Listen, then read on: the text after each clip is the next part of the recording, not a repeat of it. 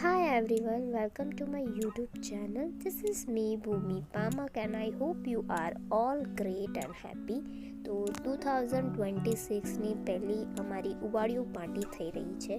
જો કે રવિવાર હતો તો આ વખતે રવિવારે જે પ્રોગ્રામ હશે હું ટ્રાય કરીશ કે તમારા જોડે શેર કરું. અમે પહોંચી ગયા હતા મારી ફ્રેન્ડની વાડીએ અને ત્યાં પછી અમે લોકોએ શાકભાજી બધા વોશ કર્યા હતા અને પછી એને કટ કરવાના છે અને અહીંયા બીજી બાજુ ચટણી બનાવવાની પ્રિપરેશન ચાલુ થઈ રહી હતી. જો કે બધા ખડા મસાલા નાખ્યા છે, ડ્રાય નાખ્યું છે, જીરું નાખ્યું છે, પછી એમાં મરચાંની પેસ્ટ અને આદુની પેસ્ટ ને આપણે નાખી દેવાની છે અને એને મસ્ત રીતે આપણે મિક્સ કરશું. અને પછી એમાં આપણે જે બીજા મસાલા છે, લાલ મરચું પાવડર, હળદી પાવડર અને ગરમ મસાલા, બધા ધાણા જીરું પાવડર બધું મિક્સ કરશું સરખી રીતે અને એવી રીતે આપણે ચટણીને તૈયાર કરશું. પ્રોપર રીતે હું તમને બધું નહીં સમજાવી શકીશ આમાં, કારણ કે આ બહુ લાંબો વિડીયો થઈ જશે નહીંતર. એટલા માટે હું ટ્રાય કરીશ કે બીજો વિડીયો લાવું એ ઓનલી રેસિપીનો વિડીયો રહે અને એ મારી કુકિંગ ચેનલમાં તમને જોવા મળે. અને જોઈ શકો તમે બધા મસાલા એડ કરી અને પછી એને મિક્સ કર્યું છે. અમે મહિનામાં ફ્રેન્ડ્સ જોડે આવી નાની મોટી પાર્ટી કરવા જરૂર જવું જોઈએ, ફ્રેશ થવું જોઈએ અને માઇન્ડ પણ થોડું ફ્રી થાય છે.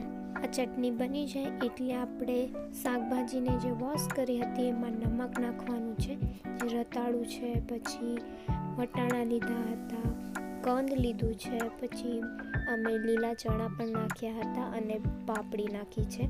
2 પ્રકારની પાપડી છે આમાં અને સ્વીટ કોર્ન પણ લીધું છે સાથે. અને આ મરચાંની પેસ્ટ, આદુની પેસ્ટ અને ધાણાની પેસ્ટ અને હળદરની પેસ્ટ આ બધી આપણે થોડી એમાં એડ કરી નાખશું, મીઠું નાખીને અને સરખી રીતે મિક્સ કરી લીધું છે. પછી આ જે બટેકા છે એને આપણે 4 આવી રીતે કટ મારી અને એના અંદર જે આપણે ચટણી બનાવી છે, જેનો તડકો લગાવ્યો છે, તે ભરીશું એના અંદર. જો કે એનો બટેકાનો ટેસ્ટ એકદમ મસ્ત રીતે આવશે.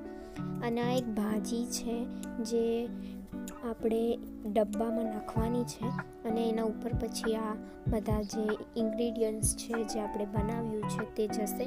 આમાં અમે લસણની કળી અને જે ચટણી બનાવી છે એ પાછી એડ કરીને એને પાછું મિક્સ કર્યું છે સરખી રીતે. જો નીચે જોઈ શકો છો પાણી થઈ ગયું છે બધું. અને આને થોડા ધાણા નાખી દીધા હતા ઉપરથી અને મિક્સ કરી અને પછી આ જે ડબ્બો છે જેને એકદમ કવરઅપ કરી લીધું છે, જે આ ભાજી હતી એને સાઈડમાં રાખી દીધી છે અને એના વચ્ચે હવે આ ઇન્ગ્રીડિયન્ટ્સ જશે જે આપણે બનાવ્યું છે એને નાખશું. અને સાથે ફોઇલ પેપરમાં વેંગણ લપેટ્યા હતા એ, અને બીજું આપણે જે સોયાબીન બનાવ્યા છે જેની રેસિપી આમાં નથી શેર કરી મેં, એ પણ આપણે મિક્સ કરવાનું છે. એમાં કંઈ નથી કરવાનું, બસ ખાલી તમારે સોયાબીન જે આપણે ચટણી બનાવી છે એમાં મિક્સ કરી દેશું અને પછી ફોઇલ પેપરમાં લપેટી દેવાની છે. એનો સોયાબીનને થોડો તડકો મારી દેજો, એક કડાઈમાં લઈને મિક્સ કરી દેજો અને પછી એને ફોઇલ પેપરમાં લપેટી દેવાનું છે. અને આ જે ડબ્બો છે એમાં આપણે અંદર સાથે નાખી દઈશું. પછી આ ફોઇલ પેપરને ડબ્બાને કવરઅપ કરીને ફોઇલ પેપર ઉપર રાખવાનું છે અને પછી આ જે કપડું લીધું છે તેને થોડું કાદવવાળું કર્યું છે, કારણ કે પછી ખુલે નહીં અને સરખી રીતે પેક રહે.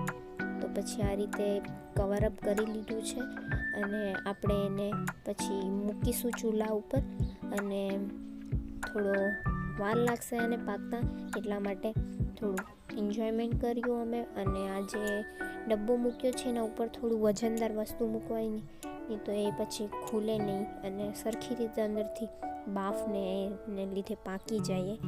મોસ્ટલી આ મટકામાં પણ થતું હોય છે, બટ અમે ડબ્બામાં કર્યું છે કારણ કે ડબ્બામાં ક્વોન્ટિટી વધારે આવે છે અને એના લીધે અમે આ ડબ્બામાં રાખ્યું હતું. તમે માટલામાં બી કરશો કે ડબ્બામાં, બંનેનો ટેસ્ટ સરખો જ આવશે, ખાસો ફરક નહીં આવે અને ખૂબ જ ટેસ્ટી લાગે છે. ટ્રાય કરજો. વિડીયો સારો લાગ્યો હોય તો લાઈક, શેર એન્ડ સબસ્ક્રાઈબ કરજો.